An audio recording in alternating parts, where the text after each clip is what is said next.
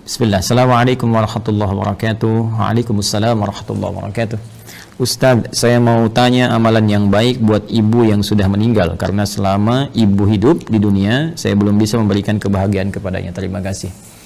Waalaikumsalam warahmatullahi wabarakatuh. Pertama izinkan saya turut berdoa mohon pada Allah Subhanahu wa taala semoga ibunda saudaraku akun Faisal Said diberikan rahmat oleh Allah Subhanahu wa taala, dilapangkan di alam kuburnya, diberikan cahaya oleh Allah Subhanahu wa taala, diterima amal-amal saleh beliau, dijadikan alam kuburnya bagian dari taman-taman surga yang dibentangkan oleh Allah, dan semoga kita semua dikumpulkan dalam kebaikan bersama beliau dan juga bersama Rasulullah sallallahu alaihi wasallam pada waktu yang telah Allah janjikan. Selanjutnya, baik terkait dengan pertanyaan ini, saya juga berbahagia bahwa Masya Allah ada pertanyaan dari Anda seperti ini menunjukkan satu bagian yang tidak mudah didapati sebagai rasa cinta dari anak kepada orang tua, karena tidak semua anak bisa memiliki perasaan semacam ini. Maka berbahagialah ketika tumbuh nilai-nilai itu, kecintaan kepada ibunda yang memang sangat dimuliakan dalam Al-Quran. Ya, seorang ibu Masya Allah berapa kali mendapatkan keutamaan dalam Al-Quran, ya, seperti di Quran surah ke-31 misalnya di ayat ke-14, Quran surah ke-46 di ayat ke-15, bagaimana Allah melukiskan perjuangan seorang ibu sampai kita harus berbakti maksimal kepadanya, kan, sampai nanti puncaknya di Quran surah ke-17 ayat 23 ketika Allah menetapkan kita harus berbakti kepada Allah, setelah itu meletakkan bakti kepada kedua orang tua setelah pengabdian kita dan penghambaan kita kepada Allah Subhanahu wa taala. Dan diutamakan lagi ibu disebutkan 3 kali dalam hadis Nabi sallallahu alaihi wasallam ketika ada seorang sahabat bertanya, man abar, kepada siapa saya mesti berbuat baik? Maka Nabi menjawab, ummak, kepada ibumu. Qala thumma man, kemudian kepada siapa? Qala ummak, kepada ibumu. Qala thumma man, kemudian kepada siapa? Qala ummak, ibumu. Baru kemudian yang keempat disebut abak. Ya, bukan berarti dalam konteks ini ayah misalnya tidak punya prioritas, tidak, tapi ini ingin menunjukkan bagaimana keutamaan seorang ibu yang memiliki keistimewaan di hadapan Allah dan Rasulnya. Pun demikian ayah pun nanti punya keutamaan dalam konteks yang terpisah. Dari sini Nabi memberikan bagaimana isyarat kepada para sahabat, ya ridwanullah alaihim jami'an, untuk berbakti kepada ibundanya. Ya, dalam keadaan hidup misalnya, kalau Anda buka kitab Al-Adabul Mufrad karya Al-Imam Al-Bukhari, dikisahkan bagaimana seorang yang berjuang sudah berangkat ke medan jihad, dilaporkan oleh kawannya, ya ibunya sedang menangis. Ya, karena belum bisa melepas kepergiannya pada saat itu, belum ketemu chemistry-nya. Ya, maka Nabi memanggil kemudian si anak muda ini, ya dipanggil oleh Nabi, maka Nabi katakan kepadanya, idhab, ya irji' ila ummik, bermakna pergilah kembali, pulang kepada ibumu, buat dia tertawa sebagaimana engkau telah membuatnya menangis. Buat dia tertawa sebagaimana engkau telah membuatnya menangis. Ini para ulama mengomentari bagaimana kedudukan seorang ibu sampai jihad berbakti kepadanya dalam keadaan hidupnya, membahagiakannya, memuliakannya, ya itu diutamakan bahkan melebihi jihad dalam medan perang jika ada kemudian hal-hal yang menuntutnya secara syar'i. Al-Imam Ali bin Abi Thalib karramallahu wajhah, ya, mengomentari statement Nabi sallallahu alaihi wasallam ketika menyebutkan 3 kali ummak, ibumu. Maka dikomentari oleh beliau, karena ibu memiliki 3 keistimewaan yang tidak didapati oleh ayah. Yang pertama, ibu yang mengandung, ayah tidak mengandung. Yang kedua, ibu melahirkan, ayah tidak melahirkan. Yang ketiga, ibu menyusui, ayah tidak menyusui. Dengan 3 keutamaan ini, Nabi kemudian memberikan gambaran ibumu.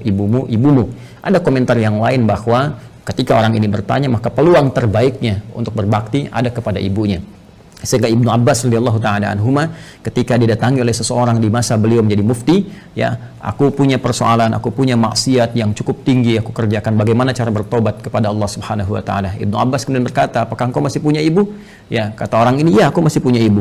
Maka kata Ibnu Abbas radhiyallahu taala anhuma, pergilah engkau pulang, ya, kemudian layani ibumu, bahagiakan ibumu, ya, dan berbuat baiklah kepada ibumu. Orang ini bertanya, kenapa engkau berfatwa demikian, kan? Dia tidak menyuruh misalnya saya maksimalkan salatnya, maksimalkan misalnya sedekahnya, tapi yang diutamakan ke ibu. Karena kata Ibnu Abbas radhiyallahu taala anhuma, saya tidak melihat yang lebih utama untukmu saat ini kecuali yang itu.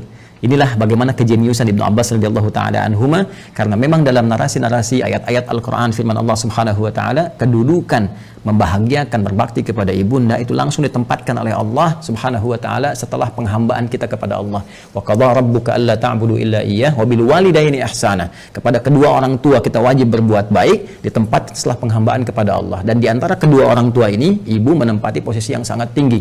Wasainal insana biwalidayhi hamalathu ummuh. Jadi ketika dua ini disebutkan, Kata Allah di Quran surah 31 di ayat ke-14, dan kami wasiatkan kepada ke seluruh anak-anak itu untuk berbakti kepada kedua orang tuanya. Siapa di antara mereka kalau mau didahulukan? Ya hamalathu ummu, maka prioritaskan ibumu dulu, ya kan? Ayah juga kita hormati, ya, kita istimewakan, tapi ibu di sini dalam konteks kita ada pertanyaan, ibu mendapatkan kedudukan yang sangat luar biasa. Demikian di Quran surah ke-46 ayat 15. Nah, ini yang paling menarik dalam konteks kehidupan. Allah, Rasulullah SAW meminta kita memaksimalkan. Orang banyak berbuat baik, tapi tidak sedikit orang-orang yang bisa memaksimalkan itu setelah ibunya wafat. Dan Anda termasuk yang dianugerahi oleh Allah Subhanahu wa taala kemampuan, keinginan dan azam untuk berbuat baik ibu walaupun telah wafat. Maka berbahagialah. Di antara caranya ada yang Nabi SAW sampaikan, bahkan disebutkan dalam hadis riwayat Muslim sampai dengan 9 lafaz. Saya sebutkan hadisnya, qala Rasulullah sallallahu alaihi wasallam, idza matal insanu atau idza matal abdu. Ya, kata Nabi SAW, jika seorang manusia yang biasa beraktivitas. Jadi insan itu, kata insan disebutkan 65 kali dalam Al-Quran, menunjuk pada term manusia dengan totalitas aktivitasnya. Jadi kalau terkait dengan nafsunya, tampilan fisikalnya disebut dengan bashar, 35 kali disebutkan dalam Al-Quran. Jika terkait dengan sifat-sifat lembutnya, harmoninya, yang berbeda dengan jin, ya, dari penampakan dan gaibnya, itu disebut dengan al-ins. 18 kali ins dan jin dipasangkan dalam Al-Quran. Kemudian ada lagi menyebut sifat sosialnya an-nas, setidaknya 241 kali kurang lebih disebutkan dalam Al-Quran. Jika menyebut asal genetiknya disebut dengan Bani Adam, disebutkan 7 kali dalam Al-Quran. Nah, kalau disebutkan insan, al-insan 65 kali disebutkan dalam Al-Quran, itu menunjuk kepada totalitas aktivitas. Jadi saat mulai bangun tidur sampai tidur lagi. Nah, kata Nabi, idza matal insanu, jika manusia yang biasa beraktivitas dari mulai bangun tidur sampai tidur lagi, dari bangun sampai tidur lagi, kemudian meninggal, wafat. Ya, di kalimat pertama ini, pembuka hadis ini ingin memberikan kesan kepada kita bahwa mohon maaf sekali, sepadat-padat apapun kita beraktivitas, pada akhirnya meninggal juga. Pada akhirnya wafat juga. Karena itu pembuka hadis ini memberikan satu pengingat yang sangat penting kepada kita. Jangan lupa, awas, jangan lalai bahwa satu saat kita akan pulang kepada Allah. Apa yang kemudian ingin dipertaruhkan di dunia ini sampai Anda lupa mengerjakan ibadah, berangkat gelap, pulang gelap, demi harta tidak seberapa yang kalau didapat kemudian meninggal juga belum tentu dipakai, sampai berselisih, sampai bertarung, sampai ada yang saling menyingkirkan, menyungkurkan, bahkan mohon maaf sekali menumpahkan darah. Waliyadzubillah. Allah, berlindunglah kepada Allah Subhanahu wa taala. Berlindunglah. Karena apapun yang Anda dapatkan saat di dunia, satu saat akan ditinggalkan. Jika bukan Anda meninggalkan dunia, maka dunia akan meninggalkan Anda. Satu saat kita akan wafat. Dan bila seorang manusia telah wafat yang biasanya beraktivitas, ya, in qata'a sa'iru amalih, maka akan terputuslah semua aktivitasnya itu. Peluang dia mengumpulkan nilai-nilai kebaikan. Karena rumus kebaikan dalam Islam itu dengan konteks kehidupan akhirat yang telah kita selesaikan dunianya dan berpindah kepada dimensi lain, ya, barzakh kemudian akhirat, maka Al-Quran memberikan wawasan kepada kita, dan dengan wawasan ini kita diminta untuk mengumpulkan dan menyiapkan bekal terbaik. Ya, gambarannya kan seperti ini. Ini kan dunia, ya, yang saat ini kita sedang beraktivitas. Kemudian setelah itu kita pindah ke barzakh, pemisah. Ya. Kemudian akhirnya akhirat. Ini akhirah, ya. Ini yang terakhir. Akhirah. Ini ad-dunya. Kemudian ini barzakh. Bainahuma barzakhul la yabghiyan. Demikian di surat Ar-Rahman, ya. Nah, ini kan hakikat kehidupan kita di sini.